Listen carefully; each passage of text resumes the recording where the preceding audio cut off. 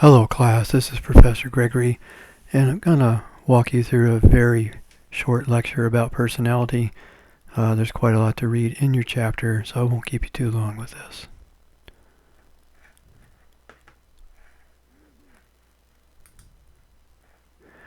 We look at a definition of personality.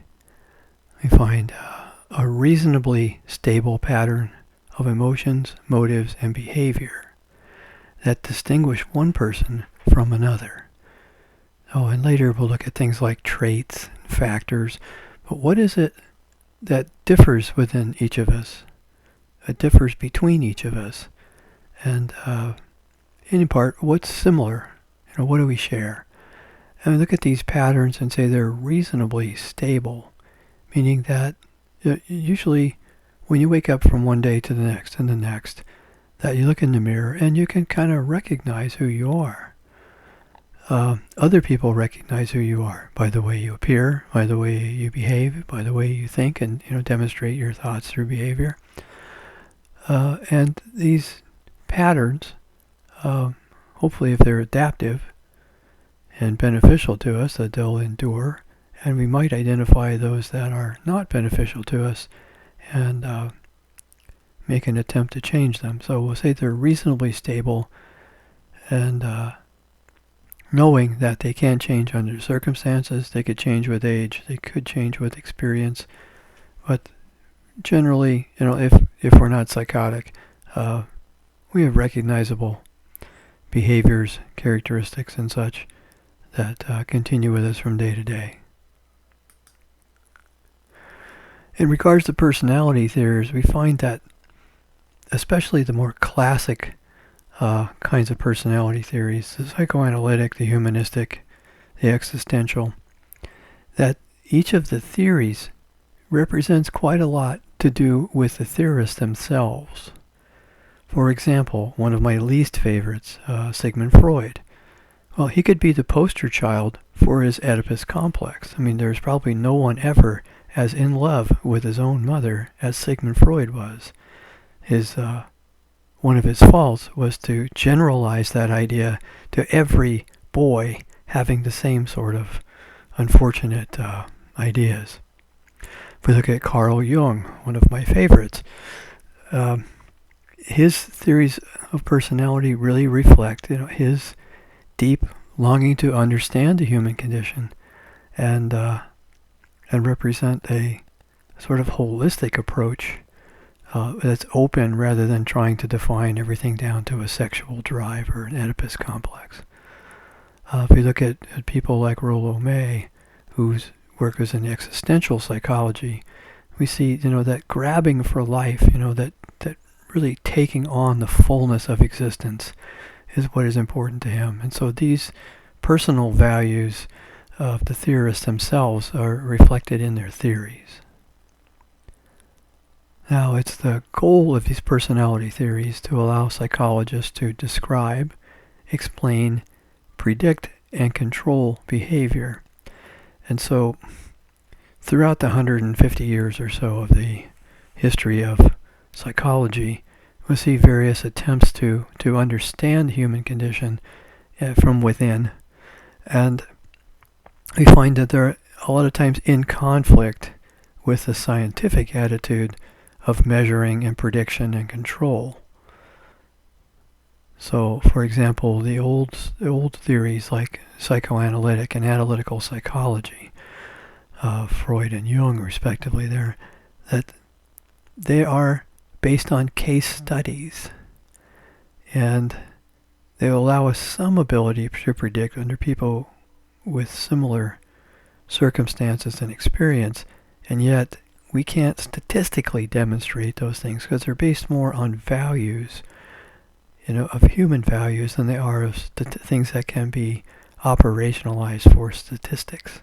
So the modern approach to personality theories emphasizes more of the characteristics of persons that can be defined as factors and can be operationalized and submit themselves to statistical analysis. Okay, moving along. The psychoanalytic theories. And it's unfortunate that we hang this label on many of these theories because they're not Freudian. So the classical Freudian thing with the Oedipus complex and the sex drive and that sort of thing, it sort of taints an overall picture of psychoanalytic theories, which for the majority of them do not conform to Freud. But in general, psychoanalytic theory emphasizes the importance of unconscious factors. And we might say the unconscious, and the unconscious as a theoretical perspective, saying that it exists separate from us, but that there are things that we're not aware of that contribute to how we think, how we behave, how we experience, how we perceive the world, and then how we behave on that world. So in some cases, we talk about models of a depth, D-E-P-T-H, or a depth psychology. This would include theories of an unconscious. And these range from Freud and his Oedipus complex thing to Jung and his theory of archetypes and the collective unconscious, to Karen Horney and her really interesting work on theories of neurosis and neurotic character structure, to Alfred Adler and his individual psychology and his really important move in therapy to turn the chair around. Basically, Freud, due to his insecurities, had positioned his patients facing away from him. And Adler decided, we're going to turn the chair around here. And we see this in just about all cases in psychotherapy anymore, taking Adler's approach to actually having the client or the patient face the analyst face to face. And we say in training and in the work that is sort of the work occurs in that space in between the two. Okay, moving along then. Since these theories began being developed in, say, the middle 1800s and then carried forward to the middle 1900s, and then learning theories in psychology, remember chapter 6, learning theories pervaded psychology. Everything had to be measured, and analyzed statistically, and it sort of took the feeling of being human out of psychology. And so, say maybe 1940s, 50s, these humanistic and existential theories emerge as a reaction not only against Freud, but also against learning theories and the statistical analysis of human beings rather than exploring the condition of human experience. Here we find some of the major players are Abraham Maslow, which you probably maybe remember from the chapter on motivation, and a man named Carl Rogers, who was pretty famous for his client-centered therapy and his appeal for unconditional positive regard. In existential theories, one of the main players is named Rollo May, and here he emphasizes that we become our choices, and if we choose to give away our will, to give up on our own empowerment, that we are basically avoiding our existence. To exist, to be in the now. I mean, this is the essence of life, and this is what life calls on us to do. Okay, I put together a couple of ideas that try to unite these theories. They're pretty desperate, and they're attempts to typically get away from Freud, and also to break out of this feeling that everything has to be measurable and statistical, and that there's some human value to being alive, and that psychology, I mean, if we look at the roots of the word, a literal translation of the roots of psychology are psyche, which is the soul, and logos, which is the study or the word. And so we could literally translate psychology into the study of the soul. And so these theories kind of bring that feeling back into a study of personality, a study of being human, what it means to be human and what it means to persist in the face of both joy and sorrow, in the face of one of the few, if only, species that we're aware of that can recognize that we're temporary beings, that we exist for a while and we know the outcome. Nobody gets out of it alive. So to really take this stuff on, we see that these psychodynamic, psychoanalytic, humanistic, and existential theories are united by a few ideas, and one of them is that there's a real authentic self. And it's kind of our goal to reach as much of that potential as possible within our lifetime. And to avoid doing that is a turning away from life. And that this turning away from life results in quite a lot of psychological suffering, emotional suffering, suffering in relationships, and a kind of torturing ourselves and others over this choice to find safety, conformity, something like that, as opposed to really taking on the essence of being alive. And this retreat from the real self, the adaptation of values or conformity, in order to adapt to external circumstances, comes with a cost. And that cost is, we might say romantically, it's a cost of the soul, a cost of our beingness, and a turning away from an opportunity to be an authentic being. And that this split between the real self, the thing that's trying to emerge in us, and the adapted self, that causes a lot of psychological conflict. And so when we get to therapies in a couple more chapters, we'll see that each of these theories of personality lends itself to a style of psychotherapy. Jumping ahead to learning and social cognitive theories. So I mentioned previously in this lecture, that early 1900s, and by 1930, that learning theory, behaviorism, had displaced much of the more romantic kind of psychology, the study of the soul sorts of things. Learning theories do lend themselves more to statistical analysis and direct observation, and so they don't even care about consciousness in learning theories, so they don't care about the unconscious either. There are applications of learning theory in therapies that are quite effective in some circumstances, but it's not the cure-all that many people thought it would be many years ago. And this elimination of cognitive structures of thinking, problem solving, things like that, have limited the application of learning theory. And so there's an adaptation then to learning theory to bring in these cognitive factors, and then it becomes known as social cognitive theories. So there's been a move probably in the mid-1900s to move psychology, or to continue to move psychology into this more empirical science that can stand on the evidence that we can attain and analyze and produce through statistics. And one of these attempts led to ideas of trait theories, where we will we'll try and define personality through traits. And so traits are characterized in terms, or personality is characterized in terms of traits which are relatively enduring, characteristics that influence our behavior across many situations. So notice this is very similar to our discussion at the opening of a definition of personality. And this other caveat here, there are different levels of traits varying in importance to the individual personality. So some traits are more superficial.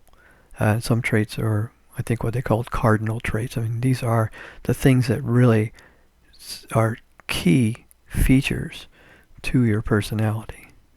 And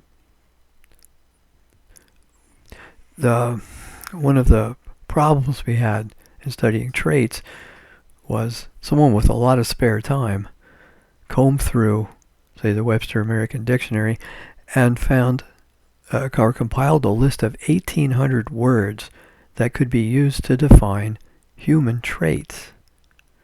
So consider back in the day, before we had such powerful computing systems, that it was going to be pretty near impossible to compute, analyze, and develop statistics over this kind of a range of traits. So the effort began to reduce this number into something manageable. We find traits can overlap, have things in common, And if we can collapse these traits into something more useful for our purposes, we can call them factors, and then we can develop this thing called factor analysis. So the question that evolves from this idea is like, how many factors do we need in order to get a pretty good description on human behavior, human thinking, what it means to be a person? So an effort to reduce the factors down to 2 existed, and there were as many as 16, and then a popular model evolved called the 5-factor or Big Five. And so this model attempts to define, explain personality using 5 fundamental underlying trait dimensions that are stable across time and cross-culturally shared. So the Big Five are defined in this way, or each of the 5 components: extroversion, agreeableness, conscientiousness, neuroticism, and openness to experience. So the 5-factor or Big Five model has a lot of support, although there are other models out there. I think currently there's an attempt to develop a model with 27 factors. And so work goes on, although the 5-factor has a lot of support in psychology. You want to score high on all of these factors, with the exception of neuroticism, which tends to relate to mood instability. The other 4, extroversion, agreeableness, conscientiousness, and openness to experience, I mean, if you've ever heard the Boy Scout oath, I mean, it's very similar. That these are all of the characteristics that hopefully we would develop, to get along together, to be malleable and tolerant, and as George W. Bush so eloquently put it, to shop, travel, and go out to eat. This is what you need to be healthy. Okay, relationship between traits and behavior. People can express traits in different ways, so they may have a trait or a factor such as, say, agreeableness. They may not all express agreeableness in the same way.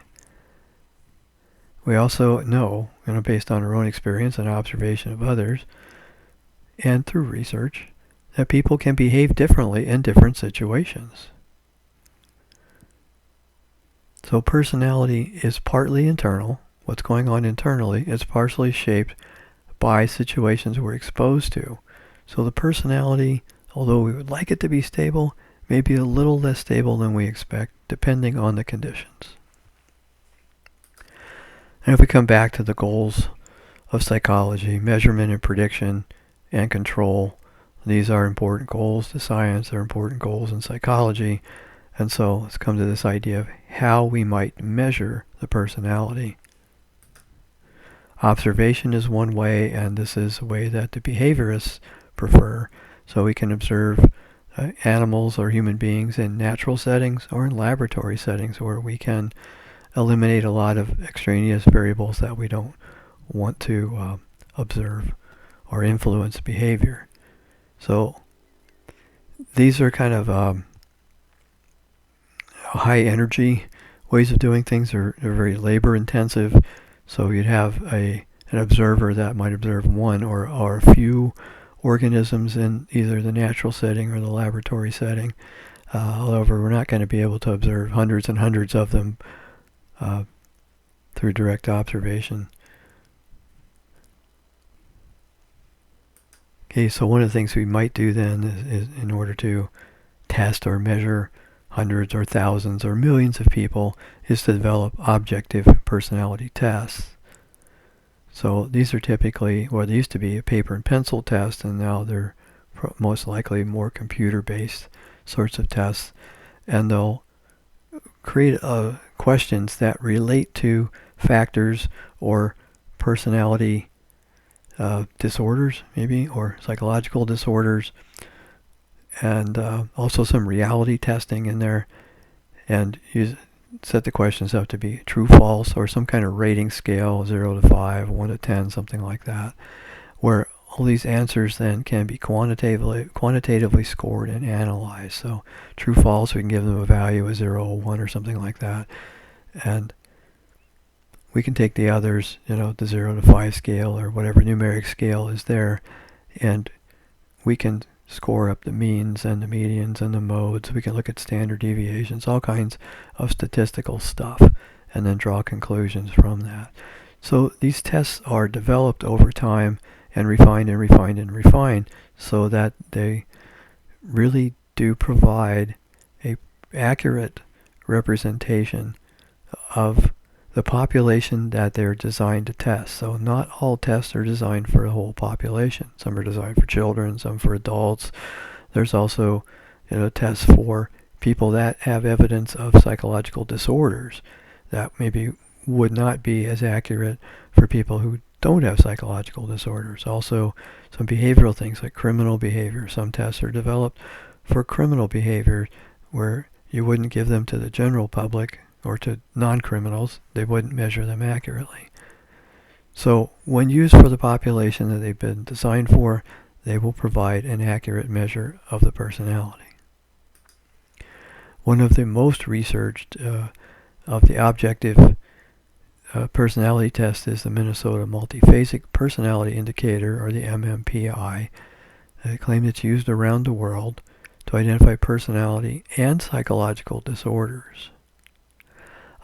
There's a youth version of this test as well as an adult version, so you wouldn't give the adult version to kids. It would not accurately represent them, nor would you give the youth version to adults. It would not accurately represent it.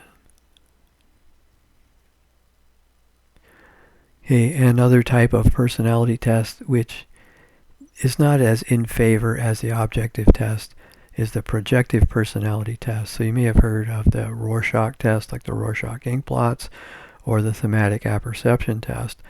These tests have some sort of neutral or unstructured stimuli, maybe two persons in a drawing, and that they would ask, what is the situation that's led up to this? What's happening now? What's the outcome in the future? Or in the case of a Rorschach ink blot test, there's some symmetry left to right on these ink blots, and then we would just present the blot and have the person we're analyzing make a statement. Here, the idea is that they're projecting parts of themselves that are probably not conscious.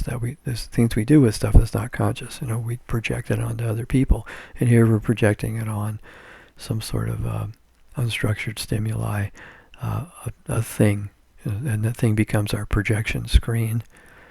I'll give you an example of a Rorschach ink blot here, and then when I showed this in class, I asked students what do they see, and some of them see like a roasted chicken. Some see a monster on a motorcycle. So there are various things here, but we're projecting something of ourselves onto this ink blot. The ink blot is just a blot. It doesn't have any meaning. So the meaning that we see there is projected from ourselves. Anyway, I think that's enough, and I hope you enjoy reading your chapter on personality. And remember, this week we do have a study guide, so the questions for the quiz will come from the study guide. There's also a practice quiz this week, which you can take as many times as you like to practice for the quiz. And I think there's about 28, 29 questions in the practice quiz. So when you go to take the graded quiz, quiz 13, you'll see 10 questions out of that test bank will appear on your quiz. So please use the study guide, kind of as a guide to your reading. Kind of pull out the important information there to answer those questions, which will all be multiple choice this time. And then use the practice quiz to check your study guide. And once you got that all corrected, then go ahead and do the quiz. Anyway, enjoy this week's study of personality. And I'll be back next week with a short lecture on psychological disorders. All right, have a good day.